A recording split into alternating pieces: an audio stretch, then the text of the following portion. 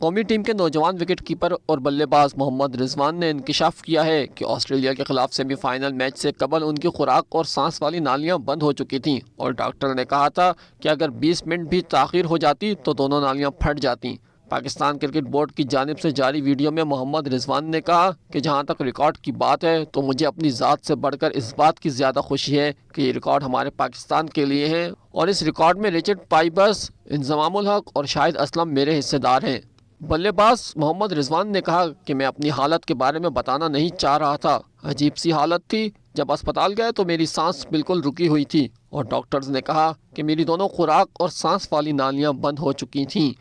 انہوں نے کہا کہ ڈاکٹرز نے مجھے اس بارے میں نہیں بتایا تھا، میں نے ان سے کئی مرتبہ پوچھا بھی لیکن وہ ٹالتے رہے۔ البتہ ایک نرس نے پوچھنے پر بتایا کہ اگر آپ 20 منٹ بھی لیٹ ہو جاتے تو آپ کی دونوں نالیاں پھٹ جاتی، آپ کو اب 2 راتیں یہاں رہنا پڑے گا۔ محمد رضوان کا کہنا تھا کہ میری ای سی جی سمیت کئی ٹیسٹ کیے گئے اور میں وہ سب اس لیے بخوشی کروا رہا تھا کیونکہ مجھے یقین تھا کہ میں ان کی بدولت ٹھیک ہو جاؤں گا۔ رضوان نے کہا کہ اسپتال میں ڈاکٹر نے مجھ سے کہا کہ آپ کی حالت ایسی نہیں ہے کہ آپ سیمی فائنل کھیل سکیں، جس سے مجھے مایوسی ہوئی۔ ڈاکٹر نے کہا کہ سیمی فائنل کھیلنا رسک ہو سکتا ہے، لیکن میں نے ان سے کہا کہ اگر میچ کے بعد مجھے کچھ ہوتا ہے تو مجھے دکھ نہیں ہوگا کیونکہ وہ پاکستان کے لیے ہوگا، جس سے ڈاکٹرز کو بھی ہمت ملی اور انہوں نے کچھ ایسی چیزیں کی جس سے مجھے ریکوری میں مدد ملی۔